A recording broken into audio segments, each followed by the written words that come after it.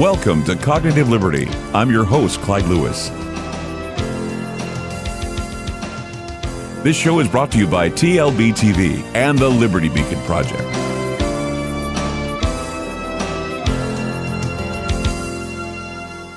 Hi, everybody. Welcome to Cognitive Liberty on the Liberty Beacon TV network. I'm Clyde Lewis. On today's show, we have Elana Freeland, well-known author, lecturer, speaker, and just love having her on my show, Ground Zero, and it's such a treat to have her here with us today.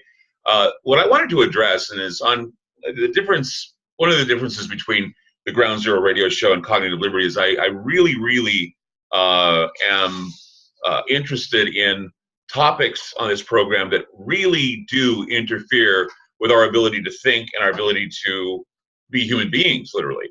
There are things that, of course, in the real world, we have the politics, we have everything else that certainly are of concern. But when it comes to cognitive liberty, something that electronics and I guess you could say new technology, we're finding that, unlawful search and seizure does not necessarily happen to our artifacts. It happens to what's up here and the manipulation of what's up here and exactly how that happens. I have been very curious, Elana, about your opinions. We talked about these topics before, but now it's somewhat mainstream, not exactly as detailed as I like it to be in the mainstream, but the idea of sonic weapons. And these are the silent weapons for quiet wars we've heard about. And we're talking about the Cuban embassy and the Cuban diplomats, actually the American diplomats in Cuba, and of course, I think one or two Canadian diplomats that were actually impaired severely by these weapons. What can you tell me about the advancement of these weapons? Well, the first thing I thought of when I heard about the Cuban embassy was woodpecker. I mean, we go back to woodpecker, that's in the 50s. When the Soviets were just beginning to experiment with Tesla tech, and they had the howitzers, which are now called ionospheric heaters. They had some big guns going up there in Russia, and they were hitting the American embassy. You remember that, Clyde? Yes. And even when the Americans found out, they were just given the go to keep on doing it. And many of those people died and got leukemia and various cancers. So the thing I remember about that in particular is that we sent over probably the first squid, which if you're going to ask me to tell you what that acronym means, I'm going to be really hard pressed.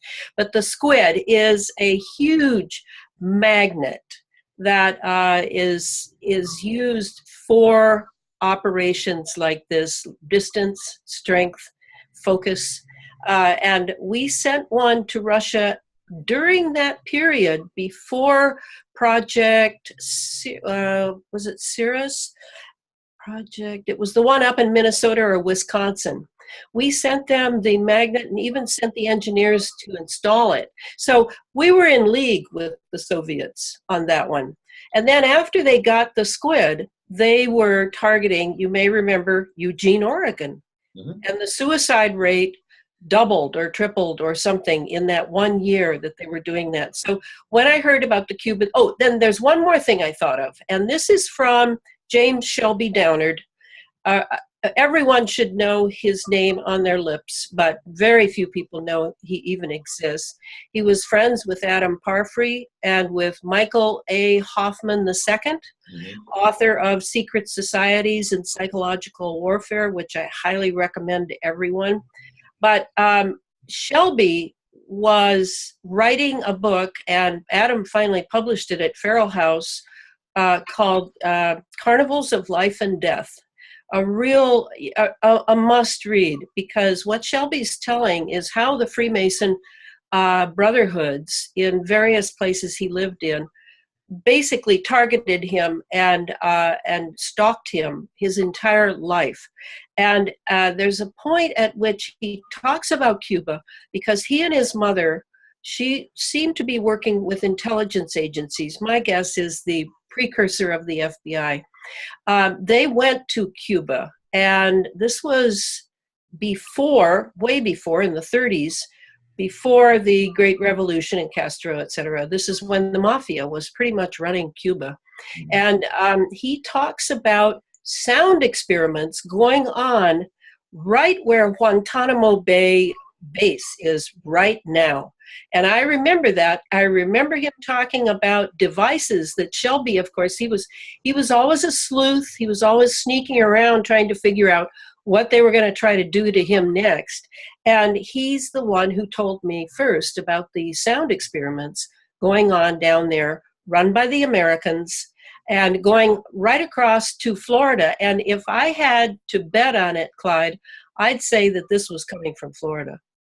That's an interesting concept, because the recent article that I read said that intelligence ops here in the United States are saying it came directly from Cuba, that the Cubans had this technology. And I was curious if maybe the Cubans received the technology from the Russians. I had somebody on my Facebook scold me and say, we'll keep Russia out of it. It has nothing to do with Russia. And they kind of lean toward what you say, is that this is America doing it to Americans. And they're doing it from another place. They're doing it from someplace here in America. And I'm thinking, do we have that powerful of a sonic stalking weapon that can actually focus on these people? Oh, absolutely. And remember, an embassy is American territory. We have to test these things. We have to use them as weapons. If we're trying to muscle somebody, we have to use them on our territory first. And that was my next thought, was that, yes, this is definitely an American thing. It's unfortunate. Anyone who works for an embassy, most embassies now, and this is pre-Hillary Clinton, are CIA or connected to the CIA in some way. In fact, to me, the State Department is a synonym for the CIA. But then, of course, the CIA is just about everything now. It's corporate. It's got its fingers in every pie. Not only that, but you have to also think about, and another connection that always seems to come up is the Department of Energy. That they were the Atomic Commission, now they're the Department of Energy, and everything they deal with, whether it be these types of energy weapons or opening up wormholes. I mean, there was actually the president of the DOE on a talk show, and he was being grilled about the TV show Stranger Things, right? And somebody had said that they were getting letters. The DOE was getting letters saying, what are you going to do? You have to go and rescue Barbara, who was a character that got caught in what is known as the upside down, which is the other side dimension. And the Department of, they had a guy from the Department of Energy, and they were all laughing, and they were saying, well, I bet, you think people are crazy. And he kind of stopped, and he says, no, he says, people, they don't know what we do here at the Department of Energy, and we have, and this is how he said, he says, we have tinkered in these areas before. He didn't get into detail, but he said we tinker in these, kind of like, well, we do this, and what do you care? Yeah, we're experimenting with wormholes. We're experimenting with all this stuff. I'm sure they have links to CERN, because we're the biggest magnets in the world, CERN, and they know about this electromagnetic manipulation. And the thing is I don't know if you have read the details. I actually got access to the details when I did a show a while back about this, and it's terrifying to think. And this is what a lot of them said. They came home and they were alone, and they said it sounded like scraping in their heads, like somebody was actually going in and scraping in their skulls. And I thought voice-to-skull technology or something, but they're getting scraping in their skulls. Sometimes they heard chirping in their ears, sounded like crickets, but it was overbearing. It's like little crickets inside the head. Not that you can hear them outwardly, but you hear them inwardly. What was some of the others I heard? Shrills. It's like a dentist drill in their head, and many of them suffered nosebleeds, nausea, impaired hearing now. A lot of them have suffered brain damage. They don't have recall anymore. I mean, they literally use this, and they were attempting, from what I can gather, to turn them into a vegetative state. This is horrible, and yet the State Department is pretty mum on it. But then a recent article says, oh, it's definitely Cuba. Cuba did this. But before, they were all like kind of backing off, saying, well, we don't want to talk about this because obviously this is some sort of secret weapon we're using. And so that's why your revelation today, I think, sounds a little bit more plausible than just blaming it on the Cubans, who probably don't have that technology unless they got it from the Russians. But we were helping the Russians, as you say, with this technology when it was first brought forward in the 1980s. Yeah, and this was way before the 80s even. I mean, this microwave hearing is what you're talking about, really. I Well, mean, yeah, the 1950s is where they began it, but it wasn't until the 1980s discovered in Eugene, Oregon, where the woodpecker, people were getting sick and they thought, oh, it's just, we had some heavy snow, it hit the wires, people are getting sick because they're underneath these electric power poles. But no, people were hearing that ticking in their head and they didn't know where it was coming from. yeah, and another thing this makes me think of is the very first victim of targeting that I ever talked with, Karen Dobson, a lawyer from a liberal law family in Seattle, Washington. She inherited a house down in, not in Florence, in Newport, Oregon, from her aunt who died. And she went down thinking she was going to get a little break. And it just so happened, this is an amazing story, Clyde. It just so happened that that was in the early 90s, when Clinton had just left Mena, Arkansas for the White House. And what was going on in Mena was, as you probably know, in the George H.W. Bush era, was the drugs for guns were going on. And flights were coming into Mena during Clinton's governorship, with Hillary Clinton covering for that with the Rose Law Firm. And when he left Mena for the White House, they had to kind of do a mop-up.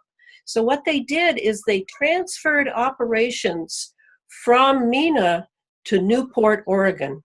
And they were flying cocaine drugs in, and then and coming in by sea as well, then putting them on trucks, treating them for street use, making them into crack cocaine, and shipping them east. So Karen, a lawyer, arrives in Newport, moves into her aunt's house right on the beach, and suddenly her life turns to you know what, because they think she's come down there to nose around on the operations that are being run by the CIA there. There's a new film that's coming out soon with Tom Cruise in it that talks about this very thing. Does And it?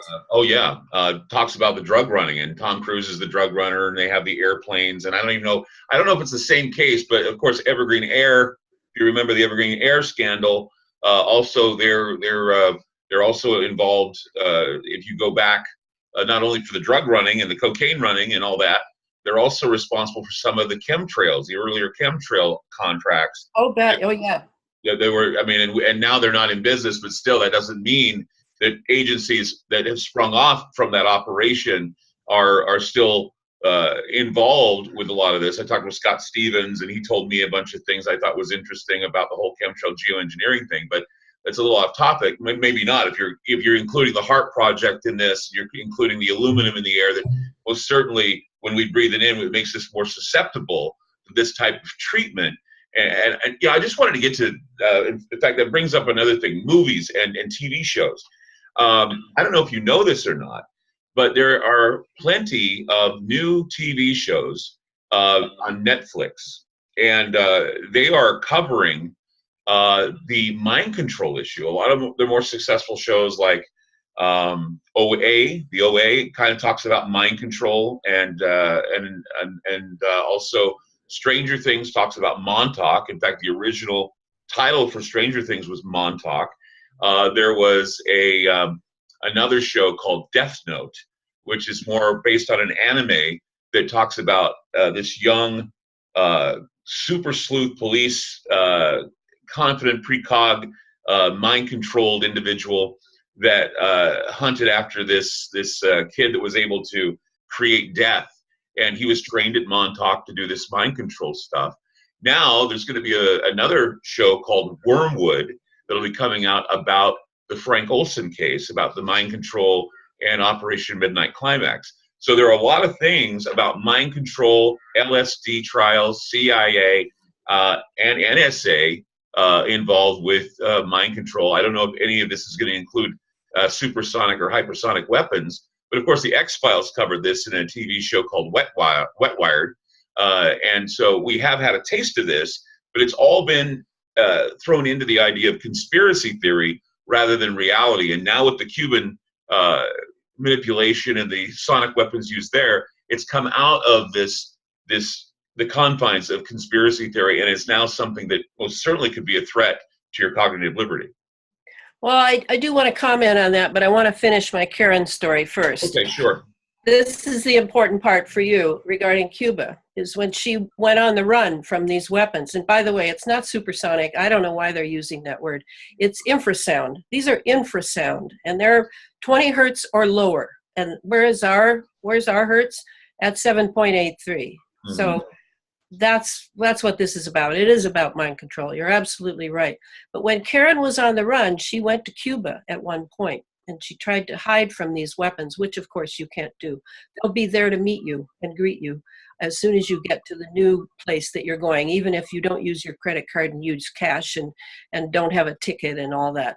But she got there, and she was actually told in a cafe sitting outside by Freemasons, 3 Freemason Cubans, who just basically said to her, Karen, they knew her name, Karen, there is nowhere to run because the infrasound weapons will get you every time. So they use them there too. Even though I say that it's coming from Florida, I'm just saying that it's U.S. territory to U.S. territory on this one. It's not Cuba, the nation, who's doing this, but it may well be in Cuba in a Freemason lodge. I don't really know, because so many are involved in this terrible targeting thing of individuals. And as far as what you're saying, Clyde, about Hollywood getting on the ropes here, I mean, the CIA has a front row seat next to the director at every film I know of. And that's just the American way, isn't it? It's not the hammer and sickle here. It's just turn everything into entertainment. Make every fact, every real historical event just look like entertainment by pulling in a few actors and actresses and having a cool plot. And suddenly everybody's on board. I mean, it's disgusting. That's why I try to see these films, not all of them, but some of them, to see what the twist is, what they're trying to do with people's heads, because it's all pre-programming, yes, but it's also turning tragedy, violence, and the loss of privacy of one's own mind into entertainment. There was a movie, I can't remember what it was his MK America or something, where these young kids were actually manipulated. And I called it MK hipsters, pretty much that, it gave the indication that the MK Ultra program has not stopped. In fact, I remember, I can't remember who I interviewed, that apparently the movie The Matrix and the Wachowskis, it was actually intimated that the Wachowskis were giving us the introduction to how an MK Ultra victim goes through the initiation. And the initiation is like what goes on with Neo into the Matrix, basically, that once the agents get you and once you're involved, they tell you that your reality is not the reality, that there's a reality underneath the reality. They program you into understanding that, and then with a trigger, they can make you a killer, they can make you an agent, and then you wake up and you don't even realize that you are an agent, or that you've carried out some sort of something going on with the government, or something going on with some agency. It's not just, that's the thing, is that everybody throws this to the government, but we got to understand too that the government contracts this. I mean, we know that there are agencies that contract this: CIA, DRO, DARPA, all these groups. They're all involved in the mind control type of experimentation. But what we don't take into consideration is there are rogue laboratories that do this type of work, because it's a competition to see who can create the best zombies, pretty much. Yeah, I don't even know about that word rogue. I mean, I think that they're all in the program and on the list, and that would include all the defense contractors, and it would be through the defense contractors, because really this is very tightly controlled. That's why this so-called supersonic thing in Cuba, I mean, it's controlled. I mean, there's no way any criminal organization or a so-called rogue organization would step on the toes of defense contractors and the American military. There's just no way. So what I'm wondering, and we need to talk about it, is why? Why are they being hit? What is going on with the message for that, Clyde? Well, it just means that, and with everything else that's going on, It just means that there is, once again, a deep state or a shadow government that works behind the scenes, and they most certainly can target people at random. Just like it's as simple as breaching Equifax. It's as simple as breaching information and giving it to criminals, because they're criminals. And so they're basically, they're handing it over and they're handing this information. And if nobody plays the game, they all of a sudden age quicker. They all of a sudden feel, heart palpitations. They inexplicably die while they're jogging or while they're having, it just happens. Like they're about to reveal something. I remember a lot of people thought that Breitbart, when he was about to reveal something about Barack Obama, just all of a sudden died of a heart attack while he was exercising. These are the things that, people question, and they always, throw it into the air of conspiracy. And then the media gets all this, says, well, look, the conspiracy theorists are just going crazy. We're not going crazy. There's no conspiracy theorist that goes crazy. Maybe Alex Jones goes crazy. I don't know. But there are those who are seriously investigating these things and seriously see these things happen and try to tell the world. But then we have all these armchair people who come up with that everything is either attributed to HAARP or attributed to this or attributed to that. And so we have all of these confusing messages that no one stays on a track. No one says that this is the basic. If we can have the basics investigated, which we don't most of the time, except if we read your books or other people in the field, but you're very detailed in your books and you're very detailed in your lectures. How this? I mean, I attended one of your lectures when you were here in Portland.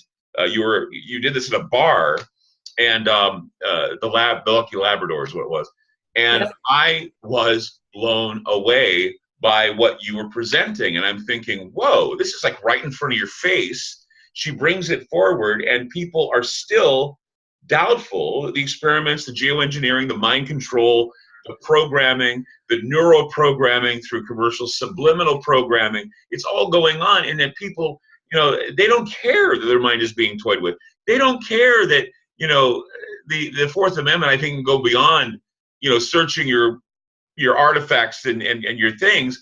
It can get right into the body, searching your DNA and searching what you're thinking. And I mean, they just recently found a way to hook the brain up to the internet. I mean, they're finding ways biometrically and mentally and psychologically to toy with human beings. Absolutely. It's been going on for, about 5 decades now. They're just getting better and better at it. What I was wondering is it a message to embassies? Like, you're not safe. Well, yeah, you're not safe, and you could be targeted. But see, here's the thing: I think they have this attitude, and they've had this attitude before. If you're working for us, if you're a military, if you're a soldier, if you're a representative, if you're a diplomat, you're under the employ of the United States government, or you're you're considered their property. So they can do with their property whatever they want. And even if you really want to get technical, or if you really want to get down to brass tacks, you're property of the United States of America. You have you, and then you have your capital U, which is on every document, everything. There's the big cap letters, Clyde Lewis, Elana Freeland, and basically that's your scapegoat. That's basically the scapegoat you. That's the person that they've insured to actually fail and die so they can collect money off of you. And right. That includes taxes and bills and everything else. So look, collateral damage. If they decide they want to test a weapon, if they decide they're going to blow up a nuke and it's going to downwind and get your parents and have you get a mutation, so what? That's why people always say to me, well, why would they do this to people in the United States? Why would they steer a hurricane to Texas? Why would they do this? To prove a point. They don't care about people. People are resources. So yes, we're going to devastate the Gulf in Texas with a storm that we've steered there. And then we're going to say, oh, by the way, this is all about climate change. And if you don't pay money to the climate accords, Mr. President and Senate, then you know what? There's another hurricane called Irma, and we could ramp it up to a Category 5 and steer it right into Florida. Oh, and Jose, that's another one that's on the way. We can even bring them together and make a superstorm if we wanted to. So do you want that, or do you want to pay that $10 million? Oh, I'll pay the $10 million. What happens? Oh, Irma is now a Category 2 hitting Florida. And Jose, he's afraid to go to the border. that kind of thing. So, I mean, it's obvious. And even the other one, Maria devastated all those areas of Puerto Rico. But where's it going? It's just going to go and die off into the Atlantic somewhere. It's not going to hit the mainland. And, how is it that these devastating hurricanes were threatening us, and now they're threatening other places, but not us? Because, and I thought about this, even if we do pay for climate science, if we do, hand money over fist, what are the guarantees that weather is going to change in our favor? Well, if they have an ace in the hole with these weapons that can steer storms, mind control people, then of course you're going to pay your money and they're going to steer these storms and they're going to make everybody feel good, or they're going to make everybody feel scared. I mean, they have that power. And right now, you talk to anybody on the street, they think that tomorrow the world's going to end because some guy said that there's going to be this, thing in the stars. And people are, I did a show last night, everybody's like, oh, the world's going to end. Oh my God, it's going to end. And I'm thinking, how do you calm people down? You just can't, because they're seeing around them this apocalyptic destruction. And they're in control of it. It's obvious they are, because it'll just all of a sudden quiet down when everything is back to normal, when they're getting their money, when they're getting what they want, it'll all go back to normal. And all of a sudden, click, the mind will go, hey, what are we thinking? Oh, let's think about Russian collusion again. It just seems to be like this play they're doing.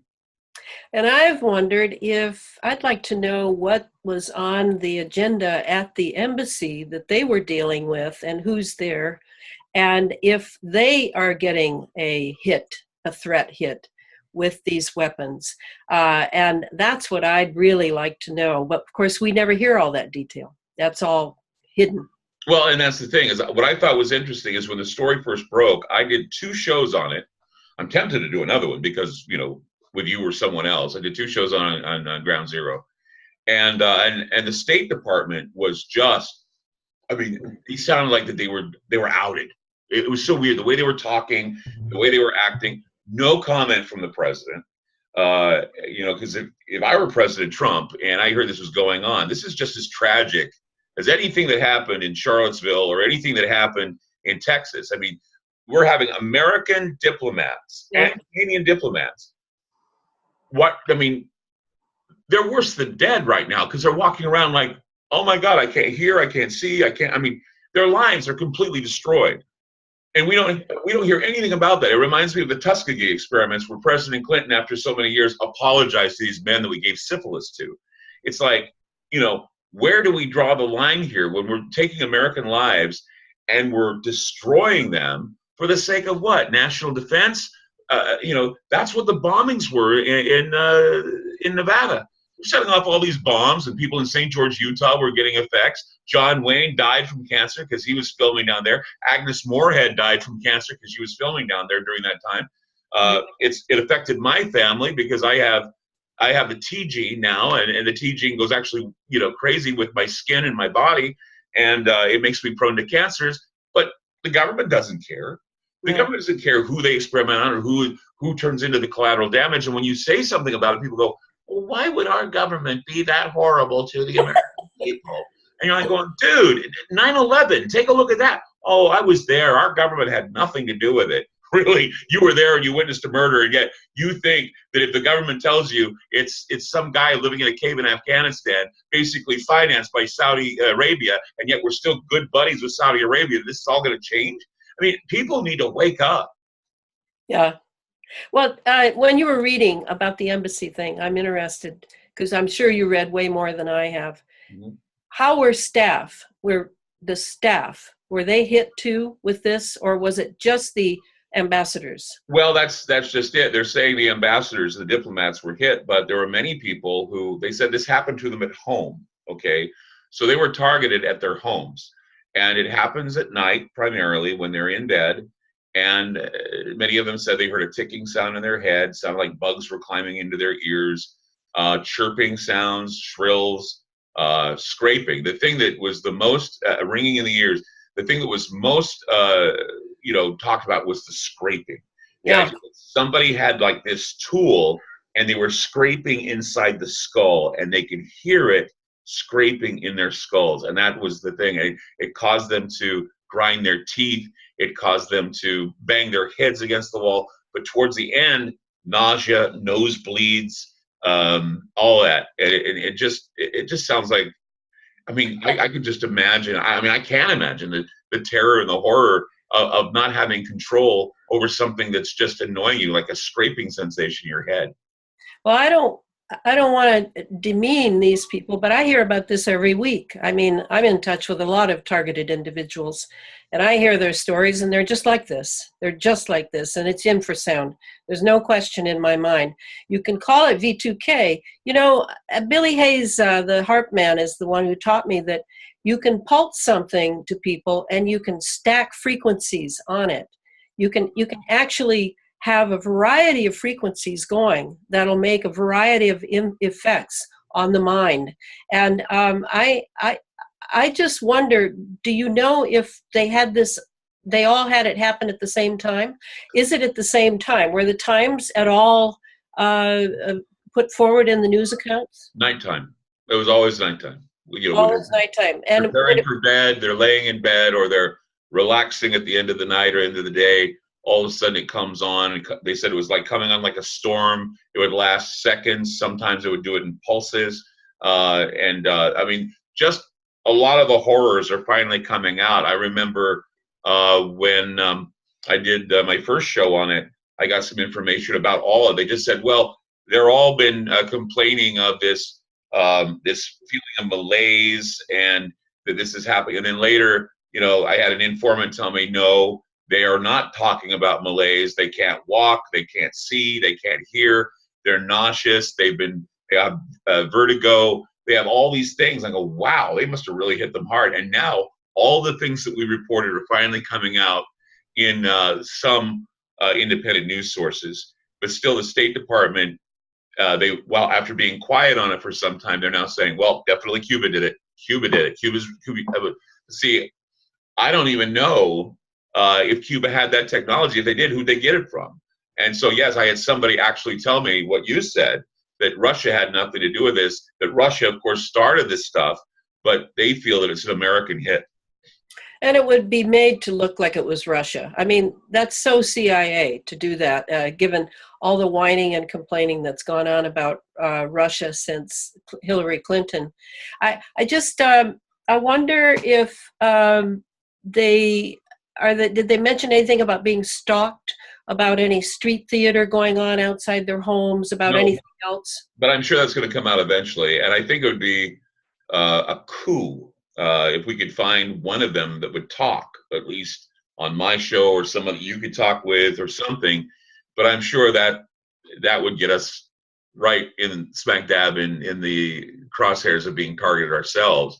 Exactly. Another case that I think a lot of people don't realize is the Max Spears case, the paranormal investigator in London that died. Well, I think he died in Poland, if I remember the story correctly. He died in Poland, and when he did, all of this black liquid came out of his body. And I had a number of people who were involved with chaos magic or chaos stalking who wrote me letters saying that they believe that there was a device that they used on him that was a low pulse device. And that's another thing, is the victims in Cuba said they did not feel anything. Some of them heard like low frequency, but most of the time they didn't feel anything. All of a sudden when they got in bed, their heads started feeling like it was being scraped from the inside out. And of course the Max Spears situation where, you know, he just collapses and then all this stuff comes out of him. And what I heard, we did a show about that too, that there was some sort of low frequency weapon that caused his insides to just liquefy. And that's how he died. He died of his whole body, you know, his internal organs just gave out and were liquefied because of low frequency. That is infrasound. That is it, because it's not microwave, because microwave would leave burn marks. That's what they saw in Iraq in the early days of the second Iraq War under George W. Jr. is they saw the people coming into the hospital dying, no marks on the outside of the body, but inside all the organs were melting. That is an infrasound weapon for sure.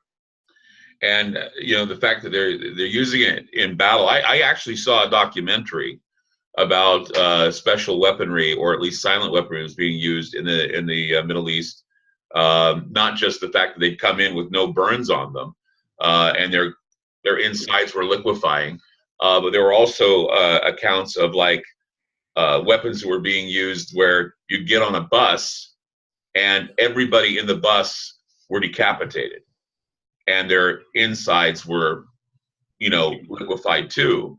And it's like, what kind of weapon were they using to have? Well, I don't even think they were decapitated. I have a feeling the head just basically caved in and then the rest of the body just went with it. But they were using some sort of weapon to create the whole body to basically turn in on itself, which would be, like firing something at it, and it'd be like watching all the water come out. It's like putting salt on a snail. I mean, if you were to go in and just manipulate the body, I'm sure, since we're all nothing more than salt water, iron, and guts and whatever, you put that on the body and it just completely caves in on itself. I mean, that's just hideous. That's a inhumane way of killing someone. Oh, yeah, it's completely illegal. Yeah. But this reminds me, now you're getting into, I think the two weapons are called the ADS, the active denial system, and then the LRAD, long range, I can't remember what AD stands for, but this is an infrasound weapon where literally you can melt people. And that's what I was assuming they were using experimentally in Iraq. But there are small devices too. Those big ones, those LRADs are very big, and they're called crowd dispersal weapons, a very benign name for a very terrible death. Yes. But I wrote down, just in case I'd need it with you, I saw that I wondered about the dates of the Cuban thing, because as I said, the infrasound is lower than 20 hertz, and it's called infrasonics, whereas ultrasound is 20,000 hertz. So that's a really different kind of thing. That's where they use it for monitoring babies in wombs, which I think is a very bad idea for people with babies in their wombs. But I also noticed that infrasound is used for monitoring earthquakes and is a tomography instrument. So I'm wondering, it goes down all the way. The infrasound can go down to 0.1 hertz and 0.001 hertz. I mean, really, really just shake you. That's how you melt organs. Would the infrasound be that powerful to trigger earthquakes and also maybe trigger the storms? I mean, we know that magnetics and infrasound and infrawave, that does cause problems with the weather. I mean, ionospheric heaters cause problems with the weather. They change the way the jet stream goes. See, because if they're doing experiments like that down in Mexico, or they're doing experiments like that in Cuba, this would explain a lot of things that are happening down there right now. Yeah, I don't know if it can cause them, but certainly the tomography that is used by the ionospheric heaters, it certainly is shaking, rattling, and rolling the plates under the earth. I mean, they're using them a lot for weaponry, and I can't help but feel they're behind a lot of the earthquakes and in the fault lines. But I'm wondering what the dates of this were. I mean, you say that the State Department or the embassy sat on it for some time before it started talking about what had happened to these people. Do we have any real dates as to when it all started for them? All I got is it started a year ago. That's it. It was in 2016. It took them a year to come forward with this. Rex Tillerson was just on Face the Nation, I think, last week. It says here, the U.S. Secretary of State Rex Tillerson at the weekend revealed the Trump administration was taking the controversy so seriously that it was considering closing the embassy in Havana. Some U.S. senators have gone further, demanding that the government also kick out every Cuban diplomat in America and the United States, expelled 2 in May, and protest over the scandal. So they're saying, well, let's close the Havana. That's not going to do anything, because the people were getting attacked in their homes. It has nothing to do with the embassy. It had everything to do with the diplomats and everyone that was involved going to their homes and being harassed. So anybody could have sat in a car with a device, or even like you said, beamed something across from Florida to Cuba, causing this to happen. So have the diplomats been called back home because Cuba has been blamed for this? Are they now out of Cuba and back home? Yeah, they are home, and there's some Canadians that were involved that were also harmed. but they're saying most of them are struggling. A lot of them don't have any recall. They're brain damaged. A lot of them are still sick. A lot of them are dizzy, wheelchairs, all this. I mean, it was really, whatever happened, I believe this is the most destructive that I'm aware of. I mean, other than what happened in the 1950s with the deaths of some of the diplomats in Russia. But I mean, just leaving them in this state it's just inhumane. It's horrendous. It's really horrendous. And I think you might be right. One of your first points in doing this to them, it seems to me that it's a message of some sort to embassies around the globe. I'm just appalled, and the fact that the CIA or the State Department, the same thing to me, would blame Cuba is just par for the course. That's always what they do. It's all like Operation Northwoods. Go back to, let's blow up a bus and blame it on the Cubans. Let's take down 2 buildings and blame it on the Middle East. I mean, it's this never-ending cycle of they're using their toys. And they don't care who they hurt with these toys because they're just psychopaths. And so they have this new ray gun they want to try out, and they're trying it out on innocent people that work for an embassy in Cuba. Maybe it's because they don't agree with them politically. I mean, you need to understand that was an Obama move to put these guys in Cuba, and it was our first attempt at getting relations started again with Cuba. What better way to destroy those relations, bring back the evil Cuban government, and say these guys are just as bad as Russia or just as bad as anyone else. We pick our enemies based on our false flag attacks. It's just the way it works. Do you remember when Obama sent them down there to do that, when he opened the gates for that? I don't, seems like it was in the first half of his regime, was it? I'm not really sure. In fact, all I know is that when I heard about this at first, I was thinking, well, of course it's happening. But once again, detail. And it's one of those things that, in radio, you say to yourself, well, if I do this again, is this going to be something that people are going, oh, not again, and he's pushing this issue. You want to avoid agenda, pretty much. And I try to avoid agenda. I want to be as original with everything I do. And that's why sometimes it takes me forever to get back to a certain idea, a certain topic. Only if it happens in my world, in my reality, I bring it all back. Well, this is something that has been in my reality for some time, and it irritates me when I hear about experimentation being done on American citizens. And it's bothered me from the standpoint when my family was affected by the nuclear tests in Nevada, and how I've been affected by it now, in my later years. And I'm thinking, this isn't fair. Why did they do this to me? Why did they do this to my family? Why does my family have to suffer? Why does my son have to suffer from this? And nobody wants to listen to it. Everybody has their problems. Everybody has cancer, diabetes, and all these problems. But we have these genetically modified foods. We have 5G waiting for us. We have the electromagnetic cloud. We have sonic weapons. I can go down the list of all the things. In fact, I posted something on my Facebook page the other day about the spraying of people in Texas. And I got all kinds of crap from people saying, well, obviously they're spraying for mosquitoes, and obviously, you're so caught up in your own agendas of chemtrails that you don't see what this is. Of course I see what this is. But what they don't see is that they're using NALED on the American people. And NALED is a proved carcinogen.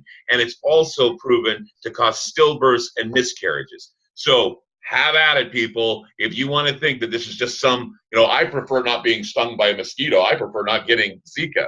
Either way, you're screwed, because Zika was created by big money in the Rockefeller Institute. It's there to once again curb population, and of course now they're spraying the NALED. They sprayed NALED on Puerto Rico, and people complained of dry eyes, dry mouth. Many of them had severe dehydration. Many of them died. Many of the elderly died. So hey, it's NALED. It hasn't been approved. It's a chemical, and I just think people, I don't know why they still trust these moves. It's all based on emotion. We have been bred now to be just emotional dogs. And I remember, I think it was Huxley or maybe even Einstein that said that, they talked about Pavlov and how Pavlov rang the bell and and how Salivate. Yeah. dogs basically salivated. Well, this one guy was teaching dogs how to jump through hoops. And he'd say, jump through the hoop, and he'd have a treat for them, jump through a hoop. And he said the best dogs, though, are the ones that can do it without a treat or a reward. And that's when you really know that you have a trained dog. So, I mean, people will do this regardless of the consequences because they feel it's going to save their lives or they feel it's going to be loyalty to their political party or whatever. We are, in this country, being bred to be psychotic. Many people are getting dissociative disorders. And they're being they're isolated, and I'm shaking my head going, can't you see it? Can't you see what is happening to you? You're being groomed just like you would be if you're in a cult, and that's exactly what's happening. You're absolutely right, and I have to add that I'm sure that we're being pulsed. I'm sure different populations are being pulsed, and that would be using infrasound. I mean, in a way, here's my most far out idea of why I think this has finally come forward after you say it's a year that this has been happening to these poor people working at the embassy. What if it's also not either or, both and? I'm a both and person. There are many agendas that are being set forth through this one huge media event telling about this Cuban embassy. What if they're letting us know that this technology is totally a go? Totally a go. Clyde, it's happening to, I'd say in America, easily 500,000 people have this electronic incarceration, this concentration camp going on, not in their embassy, but in their apartment, in their home, in their workplace, on the street. What if this were a nuncio saying, America, we have this technology and this is what it can do. You're looking at it in isolation of an embassy of American people, US American people.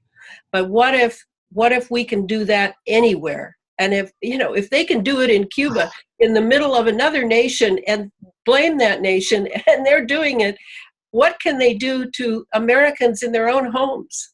Because this infrasound thing, I hear about it all the time, from tinnitus to evacuating one's food right after you eat it because you can feel it hitting in the solar plexus. I mean, this infrasound stuff is just a killer. Yeah. And I'm gonna, now that you've asked me to come on and you've been giving me an idea of what's happened, because all I could think of was woodpecker when I first saw this. This is like woodpecker at the other end of the spectrum, right? They've come a long way since woodpecker. And woodpecker is a classic example. We brought woodpecker into the discussion we talked about on Ground Zero, and I'm still just fired up with this. I just cannot understand. I mean, this is confirmation. I mean, if not, we talked about the Aurora shootings and the super soldier programs from the Washington shootings, where the man who shot up the area there in the shipyard had on his gun, "This is my ELF weapon," and all the media was going, "What does that mean? His ELF weapon? What is that?" Extremely low frequency. The guy was under the control of something. And when we say, well, he's just mentally ill, well, that's the whole point, right? If we can harass you to the point where you just lose it, they can actually just mark you as mentally ill, say this is something that that all of a sudden you woke up one day with a psychotic break. I mean, and I know that happens, but my hell, if you say that this has been going on and I don't know, now it's not such a what's the word? It's not so taboo to open up and say, "Hey, I feel like I'm being harassed," and it's obvious that it's happening to diplomats, it's happening to soldiers, it's happening to a lot of people. But as usual, they are not being believed. No. I mean, rare is the targeted individual whose family believes them, whose friend believes them. Right away, they want to call the psych ward. And that's what makes them all in hiding. If we're not hearing about this going on all over the place in the United States, it's because people are terrified of letting people know. Who knows what'll happen? And the worst place you could end up is in a psych ward. The worst place you could be is in a mental hospital, where there will be people on staff who work with the people that were driving you to be there in the first place. That's the frightening part. And that's always been, in my opinion, the most terrifying thing I think could happen to a person is, they are having some mental illness. They get cured of their mental illness, but then real things start happening around them, and they're realizing, who can I tell? Who are you going to believe? You believe the person who's mentally ill, or are you going to believe the doctors and the lab coats, the technocrats that continue to lie to us, continue to create fake science, and continue to put us in this position where we're helpless? We can't tell or explain or even express anything.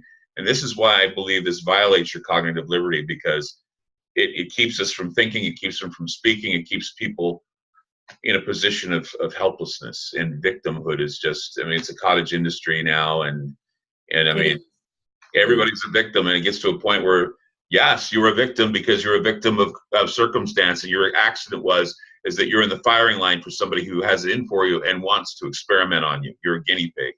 And I think people need to understand that. I've always said, it's not red state, it's not blue state, it's the state versus you, and it's always been the state versus you. Whatever they decide is what you have to basically be a part of, or say, no, I don't want to be a part of it. This invades my privacy, my cognitive liberty, and my ability to live and be healthy and happy. So, Elana Freeland, I thank you for being on the program. I know this is a new thing for me, but it's a way to get to people in another audience other than my radio show, and kind of have a nice talk with people behind the scenes and get their thoughts on some very important issues. Thanks for having me, Clyde. You bet. You have a great day. I'll see you soon.